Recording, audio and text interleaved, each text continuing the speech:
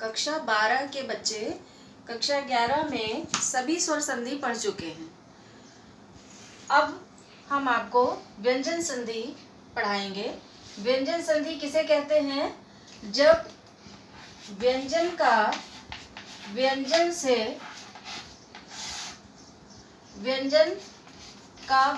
से या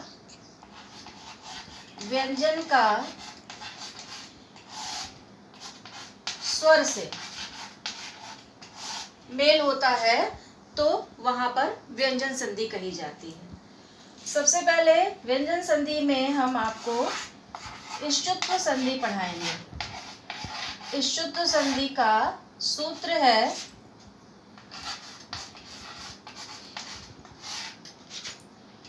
स्तोः श्चुना श्चुः।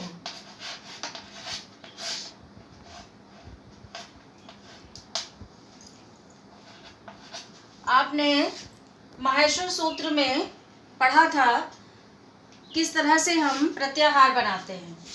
तो स्तः का मतलब यहाँ पर क्या है? स का मतलब है सकार माने दंत स।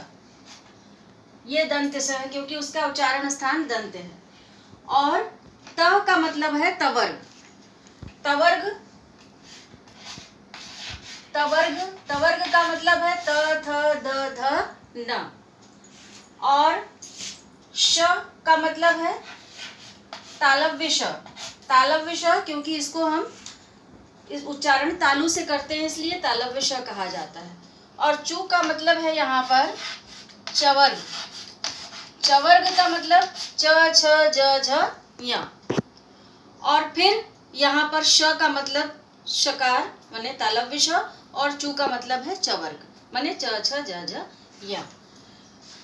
इसका अर्थ क्या है पूरे सूत्र का?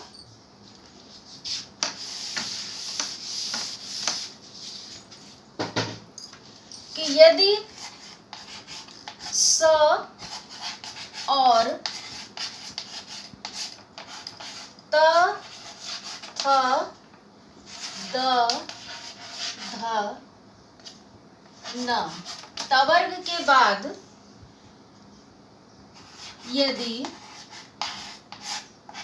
श माने तालव्य श और चवर्ग आए। चवर्ग का मतलब च छ ज झ य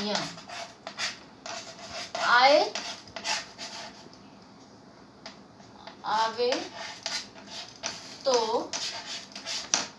स के स्थान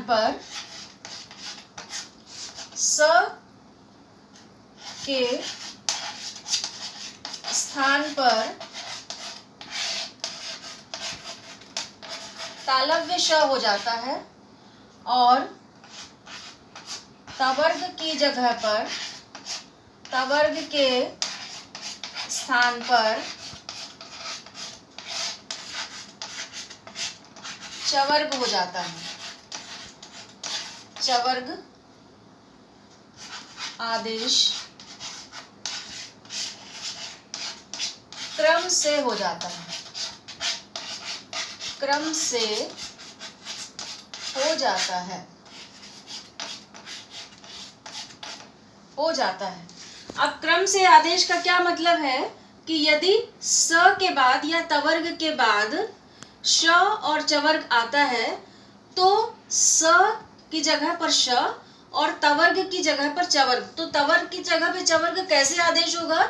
यदि त होगा तो च हो जाएगा, थ है तो व हो जाएगा, थ है तो छ हो जाएगा और इसी तरह से द है तो ज हो जाएगा, ध है तो झ हो जाएगा और न है तो य हो जाएगा।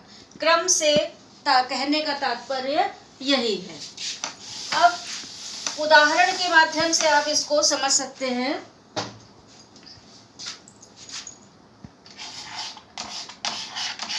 जैसे रामस धन शेते, यहाँ पे स आया है, स स्तोह, स्तोह का मतलब आधा स आया है, और स के बाद ये श आया है, तालव्य श में एक ही मात्रा है। अब ये इसके बाद ये आया है, तो सूत्र स्तोष्टुनाचु क्या कहता है कि स्तः के बाद यदि श आता है या चवर्ग आता है तो स की जगह पे श हो जाता है।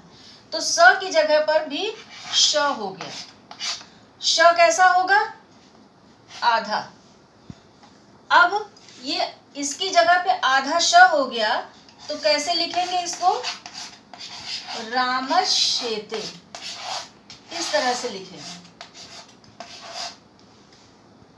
रामश्येते।